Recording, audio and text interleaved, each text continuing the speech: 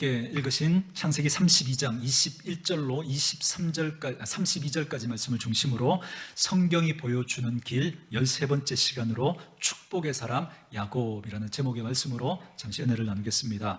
창세기는 두 부분으로 나누어져 있다고 그랬죠. 앞에는 네 사건, 그리고 12장부터 50장까지는 네 사람의 이야기로 이 두 번째 후반부가 시작이 되는데요. 첫 번째 사람은 아브라함이죠. 그 아브라함의 인생을 어떻게 요약할 수 있다고 말씀해 드렸죠? 순종의 사람, 약속의 사람, 그죠? 아브라함은 하나님의 약속을 붙들고 살았던 약속의 사람이다, 그렇게 설명해 드렸습니다. 그리고 그의 아들 이삭은 어떻게 설명될 수 있습니까? 순종의 사람 이삭, 이렇게 설명할 수 있습니다. 그리고 이제 이삭의 아들 요셉을 오늘 우리가 함께, 야곱을 오늘 함께 살펴볼 텐데요. 예, 야곱의 인생은 그렇다면 어떻게 요약할 수 있을까? 지난주 살짝 언급해 드렸죠? 야곱은 축복의 사람, 이렇게 요약할 수 있겠습니다. 여러분, 그는 하나님의 복 때문에 살고 하나님의 복 때문에 죽을 수도 있는 그 마음을 가지고 살았습니다. 여러분, 사실 야곱이라고 하는 이 사람의 인생을 우리가 성경에서 살펴보면 그의 인생은 그렇게 매력적으로 보이지 않습니다. 왜냐하면 그는 한평생을 속고 속이면서 그렇게 치열하게 살았던 인생이기 때문에 그렇습니다. 그는 처음부터 속입니다. 누구를 속이느냐면 형을 속이죠. 팥죽 한 그릇에 형을 속여서 장자의 명분을 빼앗습니다. 그리고 나중에 누구까지 속이죠? 아버지까지 속이죠. 그래서 그의 아버지 이삭을 속여서 형에게 돌아갈 그 장자의 축복 기도를 자기가 빼앗습니다. 여러분, 이삭이 나이가 들면서 눈이 흐려집니다. 여러분, 눈이 흐려졌다는 건 두 가지 이중적인 의미가 있는데, 나이가 들어서 시력이 떨어졌다, 그 말도 되지만 또 한편으로는 그의 판단력이 흐려졌다, 그 뜻이기도 합니다. 그래서 여러분, 야곱이 그 어머니와 함께 아버지를 속이죠. 이제 아버지가 그 나이가 들어서 이제 아들들을 축복하려고 합니다. 그런데 이 장자 에서에게 이제 축복을 하고 싶은데 어떻게 이야기하죠? 네가 에서는 에서와 야곱은 쌍둥이입니다. 근데 이란성 쌍둥이인 것 같아요. 그래서 뭐 외모도 성격도 천차만별입니다. 에서는 붉고 털이 많은, 그리고 사냥하기를 좋아하는, 요즘으로 말하면 상남자 스타일인 거죠. 그래서 또 이 아버지 이삭도 이 에서가 잡아온, 그죠? 사냥을 해온 걸로 요리를 해서 그걸 즐겼던 것 같습니다. 그래서 네가 사냥 가서 짐승을 잡아서 요리해 오면 내가 그거 먹고 너를 축복해 줄게, 그럽니다. 그러자 에서가 이제 사냥을 하러 나간 거죠. 그런데 그 사이에 이 어머니 리브가와 야곱이 꾸미고 아버지를 속입니다. 야곱아, 네 형이 이제 사냥을 나갔으니까 나는 빨리 가서 양을 잡아 요리를 할 테니까 너는 아버지에게 가서 네가 에서인 것처럼 하고, 그죠? 그 장자의 축복을 받아내라는 겁니다. 그러니까 야곱이 뭐라 그러죠? 어머니, 형은 털이 많고, 그죠? 목소리도 뭐 나와 다른데 내가 어떻게 에서라고 합니까? 그랬더니 이제 어머니가 양을 잡아서 그 털을 붙이고 이제 가서, 그죠? 아버지를 속이라는 겁니다. 여러분, 양을 잡아서, 그죠? 그 털을 붙이고 간다고 속을 아버지가 누가 있겠습니까? 그런데 이삭이 속죠. 그만큼 눈이 흐려졌고 판단력이 흐려졌던 겁니다. 그렇게 해서 이제 야곱이 형 대신, 그죠? 아버지에게 가서 그 장자의 축복을 다 받아버리고 맙니다. 끝내 그는 그렇게 하나님의 복을 사모하더니 하나님의 복을 받아내고야 말았습니다. 그리고 난 다음에 이제 에서가 사냥을 해서 그걸 가지고 요리를 해서 아버지에게 들어갑니다. 그러고 보면 참 에서가 불쌍하죠. 사냥을 해서, 그죠? 잡아온 고기도 어머니 리브가가 요리해 주지 않습니다. 자기가 직접 요리해서 아버지에게 들어갔는데 아버지가 깜짝 놀라면서 네가 누구냐? 아버지, 저 에서입니다. 그랬더니 아니, 에서는 벌써 와서 해준 요리를 먹고 내가 그를 축복했는데 너는 누구냐? 라고 그러니까 에서가 눈치를 챈 거죠. 야곱이 속이고 대신 장자의 축복을 받아 갔구나. 그래서 아버지, 제가 에서입니다. 야곱이 속이고 아버지를 속이고 그렇게 축복을 받아 간 겁니다. 그러니 야곱에게 그 축복한 그거 취소하고 하나님, 저에게 축복해 주십시오. 저에게도 축복해 주십시오. 그렇게 이야기하지만 아버지가 뭐라 그럽니까? 아니야, 하나님 앞에서 내가 이미 그를 축복했기 때문에 그거 다시 취소할 수 없고 이 야곱이 받은 그 축복은 그에게 돌아갈 거야. 그렇게 이야기하니까 에서가 너무너무 그것 때문에 마음이 아파하고 심히 마음이 상하게 됩니다. 그는 그렇게 형을 속이고 아버지를 속이고 수단과 방법을 가리지 않고 복을 얻어내고야 말았던 사람으로 그렇게 비춰집니다. 그런데 여러분, 인생의 아이러니가 뭐냐면 에서가 자신이 속은 걸 알고 화가 머리 끝까지 나서 이제 그를 죽이려고 합니다. 그러자 어머니 리브가가 눈치를 채고 또 꾀를 내줍니다. 네가 여기 있으면 형한테 맞아 죽을 수 있으니까 네가 죽으면 내가 너를 잃고 또 그 형 에서도 너를 죽인 그 아들 내가 어떻게 받아들이겠느냐. 그러니 내가 하루아침에 두 아들을 다 잃을 수밖에 없으니까 그러니까 너는 외삼촌 라반의 집으로 도망가라. 그리고 거기서 지내다가 형이 이제 화가 누그러지면 그때 돌아오라고 하면서 보냅니다. 그래서 그가 장자의 축복을 받았음에도 불구하고 집에서 살지도 못하고 멀리 외삼촌 집 라반의 집에 가서 살아가게 됩니다. 근데 거기서 살면서 이 요셉이 누구를 좋아하게 되죠? 외삼촌의 둘째 딸 라헬을 좋아하게 됩니다. 그래서 외삼촌 라헬에게 그럼 좋다, 내가 이 라헬을 네게 줄 테니까 7년 동안을 열심히 일해라 그랬죠. 그래서 7년 동안 열심히 일하면 라헬을 주겠다 그렇게 약속을 합니다. 그래서 7년 동안 열심히, 그죠? 7년을 하루같이 열심히 그렇게 일을 했습니다. 그래서 드디어 이 라헬을 이제 얻게 되는데, 그런데 그렇게 해서 외삼촌이 라헬이라고 밤에, 그죠, 그 잠자리에 그 라헬을 이렇게 넣어 줬는데 아침에 일어나 보니까 누구예요? 레아인 거예요. 레아. 그러니까 야곱이 이제 속은 거죠. 외삼촌 라반에게. 어떻게 이럴 수 있냐? 그랬더니 뭐 우리 지역에는, 그죠, 언니를 놔두고 먼저 동생을, 그죠, 시집 보내는 일이 없다 그러면서 이제 내가 라헬을 또 줄 테니까 네가 7년을 또 열심히 일하라고 그렇게 이야기를 합니다. 그래서 라헬을 얻게 되지만 그것 때문에 또 7년을 더 일해야 되는 거죠. 외삼촌집 라반에게 종처럼 그렇게 일을 하게 됩니다.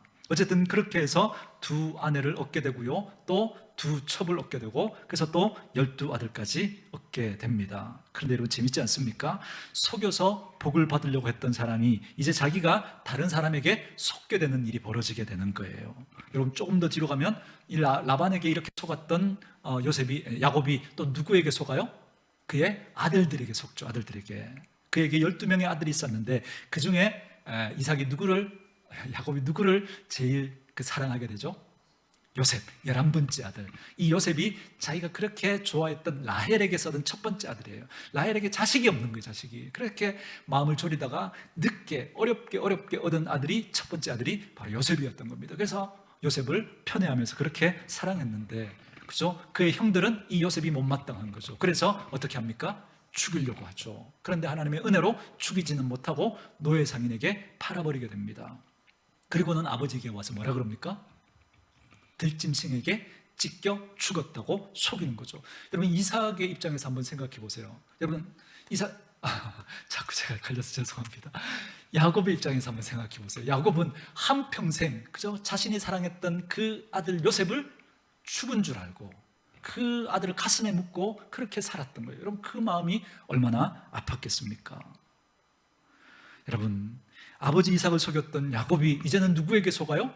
자기 자식들에게 똑같이 속임을 당하는 겁니다. 재밌죠?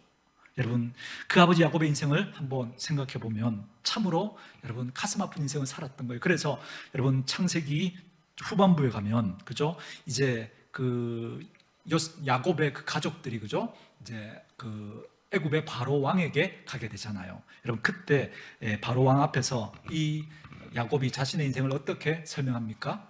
나는 내 나이 130인데 우리 조상들에 비하면 내가 나이가 그리 길지 않지만, 인생을 그렇게 길게 살지 않았지만 나는 험악한 인생을 살았습니다. 그렇게 설명합니다. 여러분, 여기 험악하다라고 하는 이 말을 영어 성경으로 보면 표현이 뭐냐면 터프한 인생을 살았습니다. 이렇게 표현합니다. 맞아요.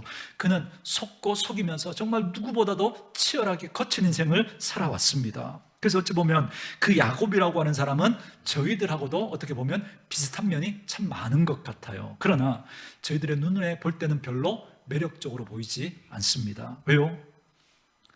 속고 속이는 인생을, 누구보다도 그죠, 참 인간적이고 누구보다도 참 이렇게 비겁하기도 하고 또 약삭빠르고 정말 계산적인 그런 인생을 살았던 사람이거든요. 그런데 왜 하나님은 이 사람을 그렇게도 중요한 사람으로 여기면서 이 창세기에 그 중요한 네 사람 중에 한 사람으로 그를 하나님은 꼽으실까라고 하는 겁니다.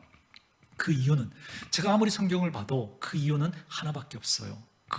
그는 무슨 수를 써서라도 하나님의 복을 받고자 했던, 하나님의 복을 사모했던 그 모습, 그 하나밖에 없습니다. 그것 외에는 설명할 수가 없는 거예요. 그리고 오늘 본문도 어찌 보면 그는 수단과 방법을 가리지 아니하고 하나님의 복을 받았던 그가 이제 에서를 만나러 가는 그 장면인데요, 저는 오늘 이 본문을 읽으면서 들었던 첫 번째 물음표가 있습니다. 여러분, 야곱이 에서에게 가면 에서가 어떻게 맞아줄까요? 1번, 막 박수 치면서 환대해 준다. 2번, 야곱을 만나면 죽이려고 한다. 1번이에요, 2번이요? 2번이죠. 이건 누구도 분명하게 답이 나오는 질문이죠.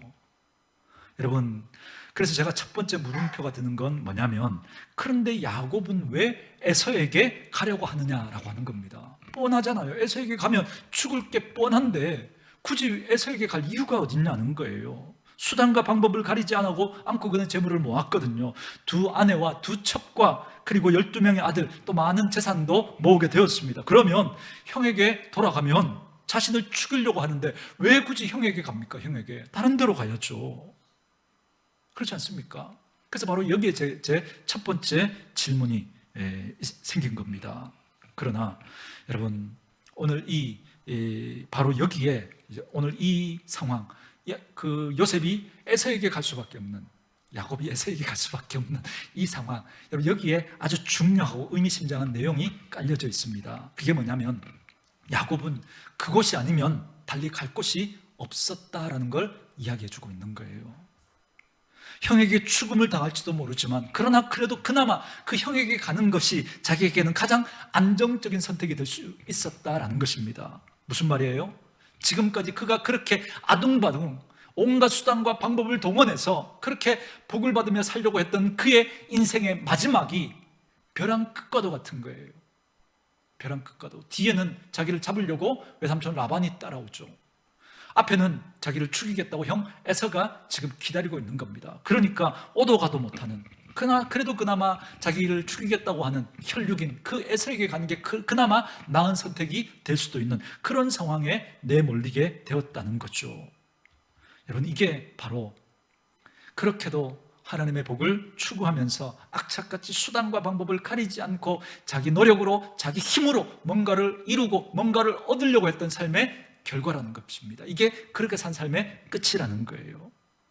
그래서 어떤 학자는 이 창세기 32장의 요셉의 삶의 자리를 이렇게 그림으로 설명을 하는 겁니다. 앞에는 20년 동안 자기가 속여서 가슴을 아프게 만들었던 형이 있고, 뒤에는 20년 동안 자기를 속였던 라반이 있다는 거예요. 그러니까 앞으로도 못 가고 뒤로도 갈 수 없는 그 상황이, 그래서 그 중간에 끼어있는 야곱의 그 삶의 자리가 바로 이 창세기 32장이고, 그렇게 수단과 방법을 가리지 않고 자기 힘으로 아둥바둥 살았던 삶의 결과가 그렇다는 겁니다.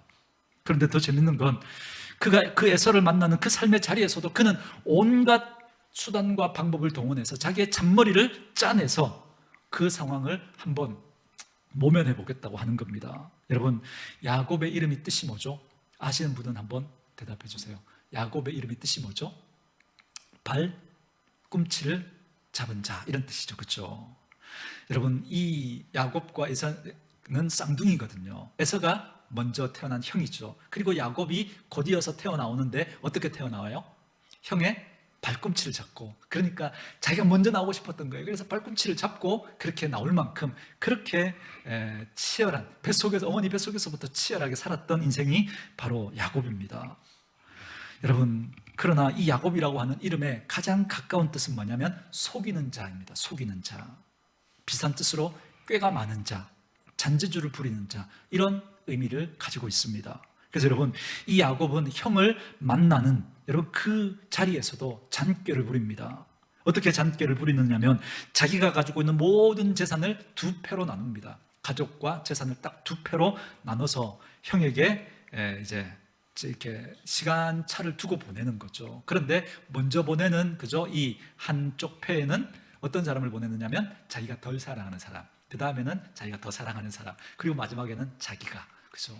그래서 형이 딱 이렇게 그 첫 무리들을 이렇게 딱 보낼 때 형님을 위해서 이렇게 준비했습니다 하고 그렇게 보내는데 형이 그거 받지 않고 한쪽 그죠? 무리를 먼저 치면 어떻게 하려고요? 뒤에서 지켜보고 있던 무리는 도망가려고. 그리고도 안심이 안 돼서 자기는 그 뒤에 남아서 그죠? 그 상황을 지켜보려고 했던 거죠. 어떻게든 수단과 방법을 동원해서 어떻게든 살아보려고 잔머리를 굴렸던 그의 모습을 여기서도 볼 수가 있습니다. 그런데 그런 그에게 누가 나타납니까? 하나님의 사자가 나타납니다. 이 하나님의 사자는 하나님과 동일시 되기도 하거든요. 근데 재미있는 장면이 자꾸 등장해요. 그 하나님의 사자가 이 야곱과 씨름을 합니다. 그런데 이 하나님의 사람이 이기지 못할 것 같으니까 야곱의 환도뼈를 치잖아요. 그래서 그 환도뼈가 위골됐다고 예전 성경 그렇게 표현을 하는데 요즘 성경은 어떻게 해요? 허벅지 관절로 그렇게 표현을 하죠. 이게 어긋나서 그 힘줄이 끊어져서 이제 걸을 수 없게 되었다 이렇게 이야기를 합니다. 그래서 31장에 보면 그가 그 환도뼈 그죠? 이 허벅지 관절로 인해서 절었다라는 표현이 나옵니다. 쩔뚝쩔뚝거리면서 그렇게 걸을 수밖에 없게 된 거죠. 그런데 그렇게 하고는 갑자기 하나님이 그의 이름을 물으시는 거예요. 네 이름이 뭐냐?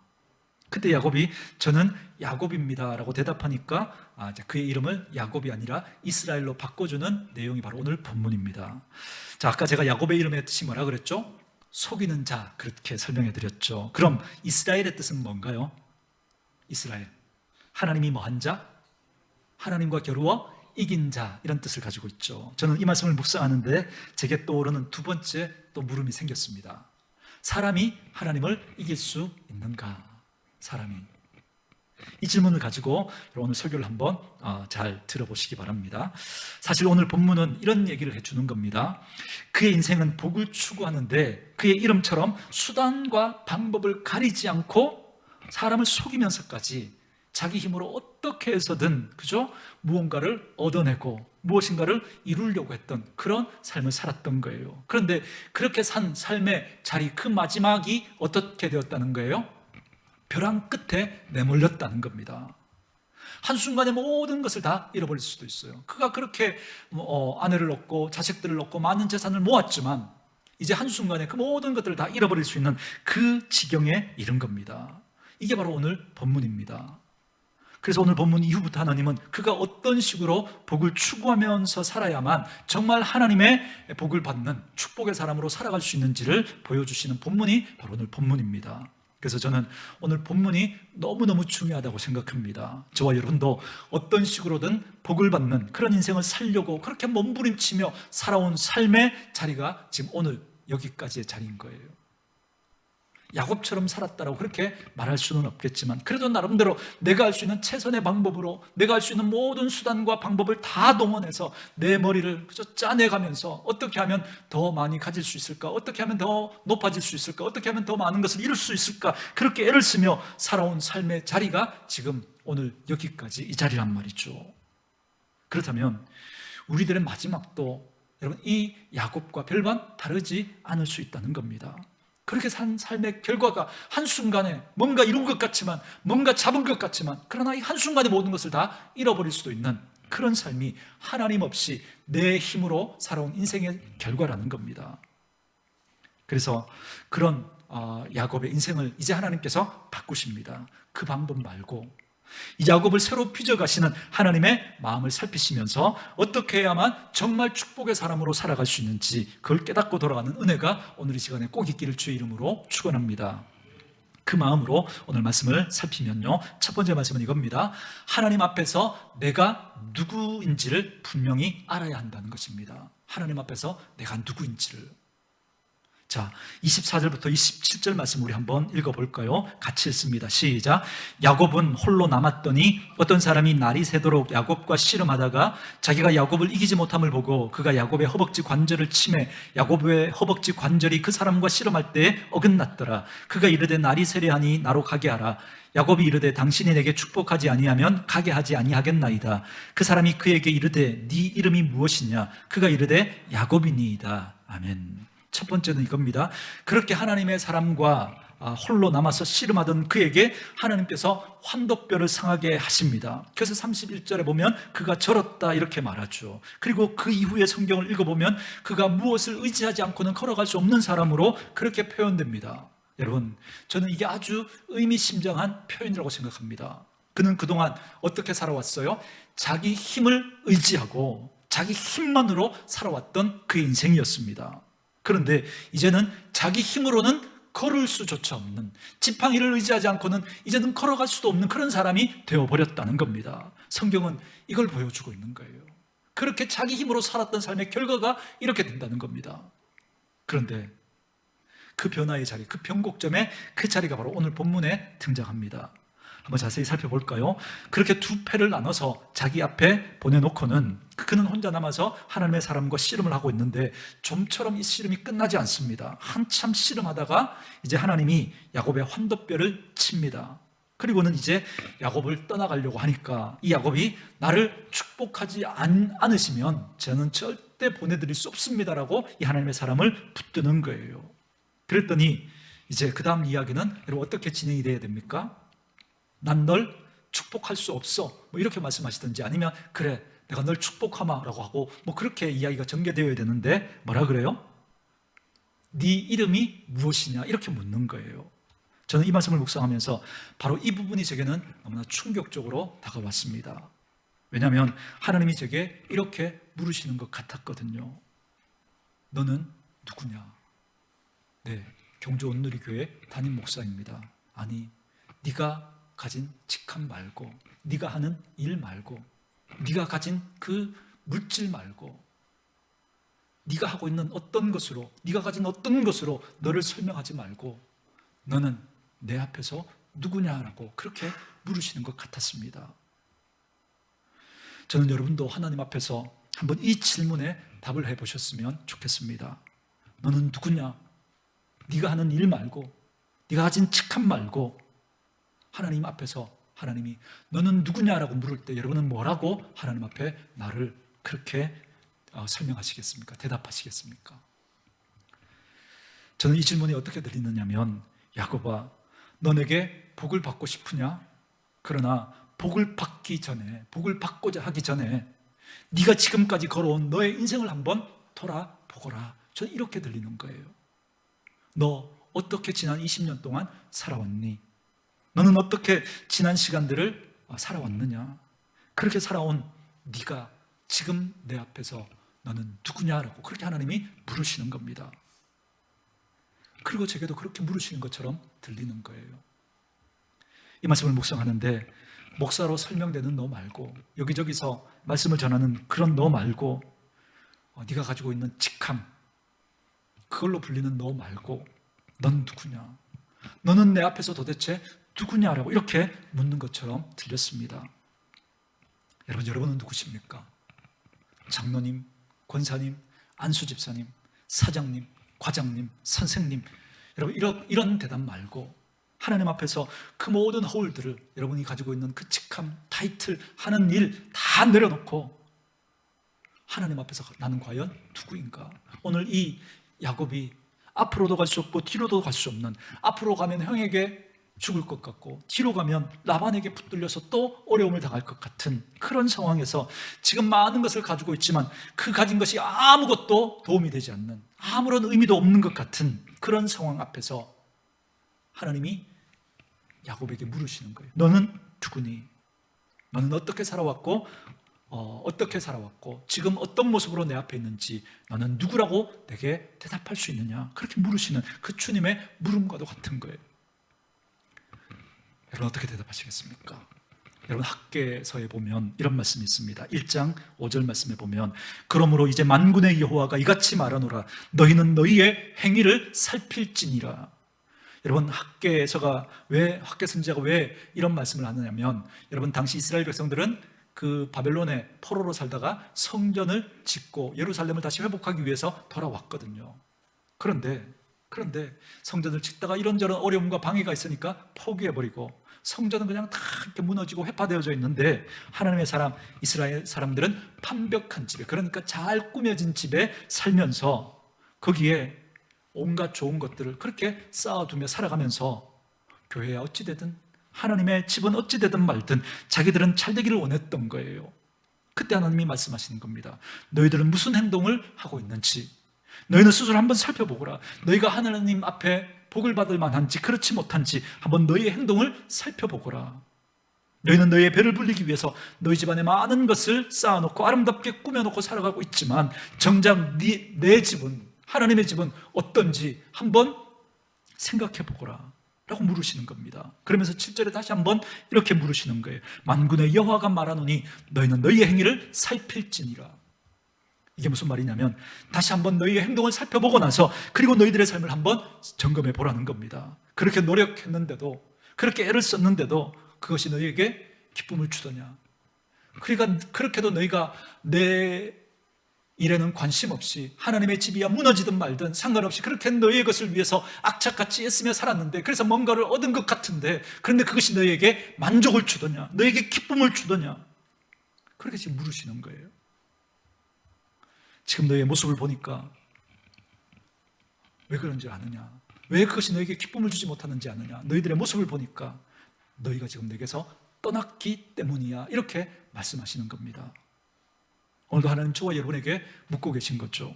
너희는 진짜 누구냐? 하나님을 믿는다고 하고 하나님의 복을 사모한다고 하면서 그렇게 살아왔는데 정말 하나님 앞에서 너는 누군지, 지금까지 너는 어떻게 살아왔는지 네 삶을 한번 돌아보라고 지금 하나님이 묻고 계시는 것처럼 저는 들리는 거예요. 여러분은 하나님 앞에서 누구입니까? 하나님께서 이 야곱을 새롭게 빚으시면서 하나님은 가장 먼저 그의 이름을 묻고 계신다는 겁니다. 여러분, 우리의 인생에 정말 새로운 출발이 있기를 사모하고 정말 하나님 앞에 축복받는 인생이기를 원하십니까? 그러면 가장 먼저 하나님 앞에서 내가 누구인지를 바르게 아셔야 합니다. 거기에서부터 새로운 출발이 가능하기 때문에 그렇습니다. 저는 오늘 이 말씀을 통해서 하나님 앞에서 과연 나는 누구인지를 돌아보는 은혜가 있기를 주의 이름으로 축원합니다. 두 번째 질문은 이겁니다. 두 번째 말씀은 이겁니다. 27절 말씀 같이 읽어볼까요? 27절 같이 읽습니다. 시작. 그 사람이 그에게 이르되 네 이름이 무엇이냐? 그가 이르되 야곱이니이다. 두 번째 말씀은 자연스럽게 이렇게 이어지죠. 우리들의 약해짐이 받아들여짐의 복을 가져온다라는 것입니다. 여러분, 왜 제가 이렇게 깨달아졌냐면 야곱의 이름의 뜻이 뭐라 그랬죠? 속이는 자. 자기가 이르되, 야곱이 그렇게 하나님이 네가 누구냐라고 물으시니까 그가 이르되 나는 야곱이니이다. 다시 말하면 나는 속이는 자입니다. 나는 사기꾼입니다. 나는 잔꾀로 여기까지 살아온 사람입니다. 이렇게 지금 고백하고 있는 거예요. 야곱은 지금 오도 가도 못하는, 앞으로도 뒤로도 갈 수 없는 그 상황 속에서 많은 걸 얻은 것 같지만 그 얻은 것이 하나도 위로가 되지 않는 그 상황에서 자식들도 아내들도 다 떠나보내고 그가 혼자 하나님 앞에 남아서 그는 하나님과 씨름하면서 하나님이 너는 누구냐라고 물으실 때 그는 비로소 자기의 모습을 깨닫게 된 거예요. 하나님, 저는 속이는 자입니다. 하나님, 저는 제 이름처럼 지금까지 남을 속이면서 그리고 그것 때문에 또 다른 사람에게 또 속으면서 그렇게 살아왔습니다. 하나님, 그래서 제 이름은 야곱입니다. 저는 사기꾼입니다. 저는 속이는 자입니다. 아닌 걸 그렇다고 하고 그런 걸 아니라고 하고 가야 할 곳에 가지 않고 안 가야 할 곳에 가기도 하고 할 말을 하지 아니하고 하지 말아야 할 말을 하면서 저는 그렇게 속이면서 살아왔습니다. 하나님 앞에서 자기의 모습을 깨닫게 된 것입니다. 여러분, 우리가 인생을 살아오면서 가장 힘든 것 중에 하나가 뭔지 아십니까? 인정하는 것입니다. 여러분, 인정하는 것만큼, 솔직하게 인정하는 것만큼 어려운 게 없습니다. 누군가로부터 여러분 지적을 당하면 여러분 기분이 나빠요? 좋아요? 나쁘죠. 인정하기 싫은 거죠. 여러분, 사랑하는 아내에게, 사랑하는 남편에게 여러분 지적을 당해도 여러분 기분이 나빠요. 그런데 아닌 걸 그렇다 하면 에이, 그건 뭐 넘어갈 수 있지만 정곡을 찔리면 정말 기분이 나빠요. 정곡을 찔리면 부인할 수가 없고 너무나 맞는 말이거든요. 그런데 인정하기 싫은 거예요. 여러분, 사실 인정하면 제일 편한데 우리는 어떻게 해요? 인정하기보다 변명하고 또 변명하고 또 변명하고 합리화해서 내 입장을 말하려고 하는 거예요. 근데 야곱은 어떻게 말해요? 하나님, 저는 야곱입니다. 하나님, 저는 속이는 자입니다. 하나님, 저는 사기꾼입니다. 나는 잔재주로 내 인생을 살아왔던 그런 사람입니다. 어찌 보면 지금 하나님과 씨름하는 이 자리 방금 전까지만 해도 그는 어떻게 했어요? 잔머리를 굴리면서 어떻게든 이 상황을 한번 모면해 보려고 그렇게 장깨를 부렸잖아요. 두 패를 나눠서, 그것도 자기가 가장 덜 사랑하는 사람부터 이렇게 나눠서 그렇게 보내면서 자기는 맨 마지막에 여차하면 도망가려고, 혼자라도 살아남으려고 그렇게 잔머리를 굴리면서 그렇게 치열하게 살았던 인생입니다. 수단과 방법을 가리지 않고 어떻게 해서든, 그죠? 어떤 내가 원하는 것을 얻어내려고 그렇게 살아왔던 인생이었습니다. 그런데 그가 하나님과 씨름하면서 비로소 하나님 앞에서 자기의 모습을 깨닫게 된 거예요. 하나님, 저는 속이는 자입니다. 하나님, 저는 그런 인생입니다. 여러분 기억하십시오. 그때 하나님이 그를 붙드시기 시작합니다. 하나님, 저는 사기꾼입니다. 저는 속이는 자입니다. 그렇게 인생을 살아왔습니다. 그리고 지금도 제 손에 뭔가 있는 것 같지만, 그러나 이제야 비로소 하나님 깨닫습니다. 이게 나를 책임질 수 없다는 걸. 그때 하나님이 야곱에게 말씀하십니다. 네 이름을 야곱이라고 하지 말고 이스라엘이라 하라. 그래, 이제부터 너는 야곱이라고 하지 말고 이스라엘이라고 그렇게 부르게 될 거야. 여러분, 이 말 속에 아주 중요한 의미가 포함되어 있는데요. 여러분, 그 전에 저는 이 하나님의 대답을 들으면서 제가 또 하나의 물음이 생겼습니다. 그게 뭐냐면 33장 이후를 읽어보시면 갑자기 어떤 일이 생기냐면, 방금 전까지만 해도 에서가 야곱을 죽이려고 했잖아요. 그렇죠? 에서가 야곱을 만나러 나오는데, 여러분 혼자 나왔어요. 여러분 33장에 보면 400명의 장정들을 함께 데리고 나옵니다. 왜 데리고 나왔을까요? 막 박수치고 폭죽을 터뜨리고 막 이렇게 꽃잎을 막 뿌리면서 금이 환영하는 것처럼 환영해 주려고 데리고 나왔을까요? 아니면 죽이려고, 전쟁하려고 데리고 나온 걸까요? 죽이려고, 전쟁하려고 데리고 나온 거예요. 여러분, 근데 이 에서가 야곱을 만났는데, 여러분 33장 나중에 한번 읽어보십시오. 갑자기 둘이서 부둥켜 안고 웁니다. 여러분, 어떻게 이런 일이 생길 수 있어요? 여러분, 에서가 어떤 인생을 살았겠습니까? 20년 동안 일을 갈면서 내가 너를 만나기만 하면 내가 여조를 내겠다고 그렇게 일을 갈면서 여러분 그렇게 살아오지 않았겠습니까? 저는 오늘 이 말씀을 묵상하면서 이렇게 깨달아지는 거예요. 우리들의 약해짐이, 우리들의 연약해짐이 받아들여짐의 복을 가져오는구나. 여러분, 그렇지 않습니까? 야곱이 자기 재산과 무리들을 둘로 나눠서 이렇게 보내오는데 에서의 눈에는 그게 보이지 않습니다. 에서는 누구만 지금 찾아요? 야곱만 찾는 거죠. 야곱만.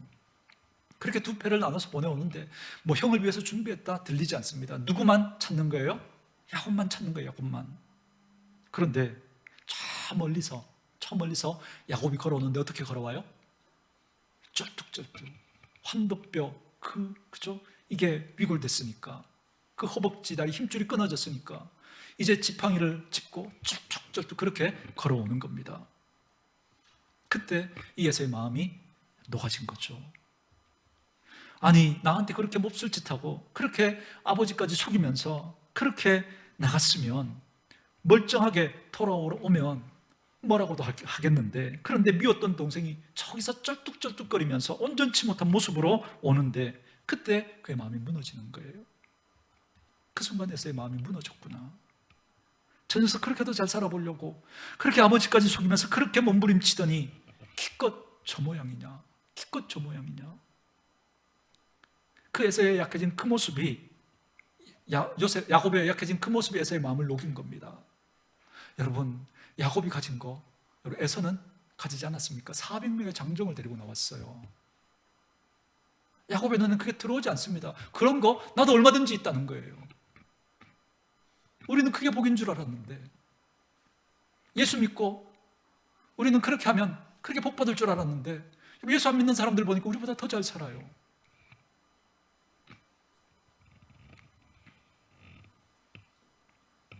여러분, 야곱의 이 연약해짐이 여러분 받아들여짐의 복을 가져온 겁니다.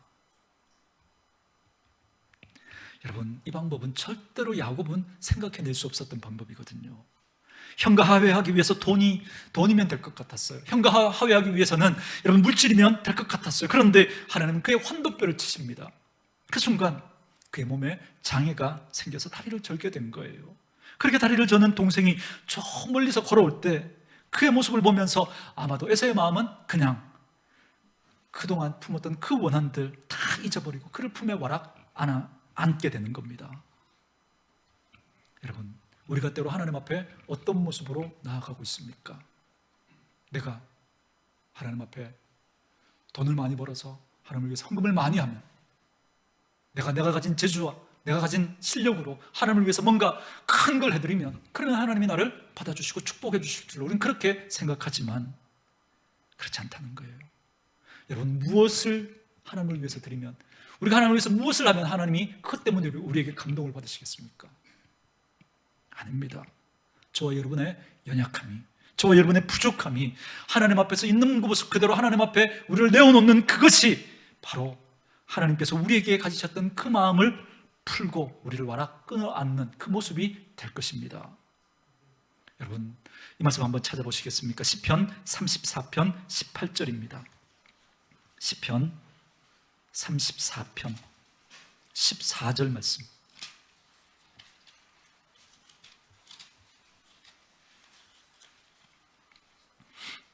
18절 말씀입니다. 시편 34편 18절 말씀입니다. 우리 같이 한번 읽을까요? 읽습니다. 시작. 여호와는 마음이 상한 자를 가까이 하시고 충심으로 통회하는 자를 구원하시는도다. 아멘. 뭐라고요? 여호와는 마음이 상한 자를 가까이 해주시고 충심으로 뭐 하는 자를요? 통회하는 자를. 여러분, 통회한다는 게 무슨 뜻일까요? 자기를 인정하는 거죠. 하나님, 저 이런 사람입니다. 하나님, 저 사기꾼입니다. 하나님, 저 속이는 자입니다. 저는 장깨로 지금까지 살아온 사람입니다. 나는 열심히 한다고 했지만 하나님이 너는 누구냐라고 그렇게 말씀하시면 전 이 말밖에 할 수 없는 그런 연약하고 부족한 인생입니다. 이렇게 대답하는 거죠. 여러분, 이게 통회입니다. 여러분, 이게 인정을 하는 거죠. 그 사람을 어떻게 해주신다고요? 구원해 주신다고요. 한 구절 더 볼까요? 여러분, 조금 넘기셔서 시편 51편 17절 말씀도 한번 같이 읽도록 하겠습니다. 57편 17절입니다. 51편 17절 같이 읽습니다. 시작. 하나님께서 구하시는 제사는 상한 심령이라 하나님이여 상하고 통회하는 마음을 주께서 멸시하지 아니하시리이다. 아멘. 뭐라고요? 통회하는 마음을 하나님이 멸시하시지 않으신대요. 어떻게 회복될 수 있는가? 어떻게 하나님께 다시 받아들여질 수 있는가? 여러분, 하나님 앞에 있는 모습 그대로 자신을 인정하며 나아가는 겁니다. 여러분, 자식을 보면 알 수 있습니다. 여러분, 우리가 어떨 때 우리 자녀를 받아들입니까? 공부를 잘하면요? 아니죠. 부족해도 자신의 연약함을 인정하고 여러분, 잘못을 구하면 부모는 언제든지 받아들이는 거죠.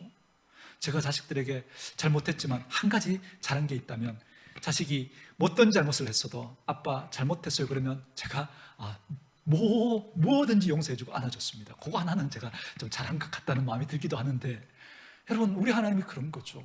부모는요, 자식이 잘못했다 그러면 다 용서가 돼요. 다. 제가 잘한 게 아니고 모든 부모가 다 마찬가지죠.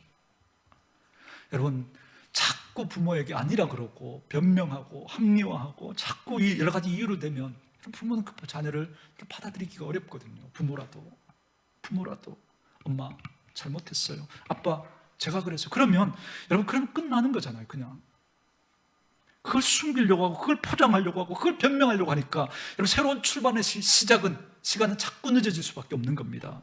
하나님 앞에서도 마찬가지예요. 우리의 연약함을 드러낼 때, 우리의 부족함을 인정할 때, 나의 잘못을 인정하고 하나님 앞에 있는 그대로 나아갈 때 하나님이 우리를 받아주시고 우리에게 새로운 출발을 허락해 주시는 줄 믿습니다.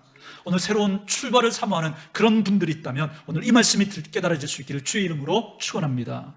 이제 마지막 세 번째 짧게 말씀드리고 말씀 마치겠습니다. 자, 이스라엘이라고 하는 이름의 뜻이 뭐라 그랬죠? 하나님을 뭐한 자? 하나님과 겨루어 이긴 자. 자, 질문요. 아까 마지막 물음표. 과연 사람이 하나님을 이길 수 있는가? 이길 수 있어요, 없어요? 이길 수 없죠. 그래서 깨달아졌어요. 아니구나. 야곱이 하나님을 이긴 게 아니라 하나님이 져주신 거구나. 하나님이 져주신 거구나.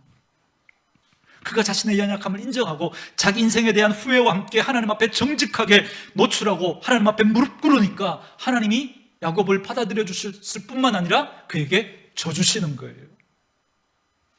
그런 이스라엘은, 여러분, 그 이름의 뜻을 우리가 바르게 이해하셔야 됩니다. 하나님과 겨루어 이긴 자가 아니라 하나님이 져주신 사람, 이게 여러분 이스라엘의 뜻입니다. 그러니까 이제 하나님이 야곱에게 이렇게 말씀하시는 거예요. 야곱아, 너 지금까지 누구에게도 지지 않고 이기려고만 했지. 심지어 나한테도 넌 이기려고 했지.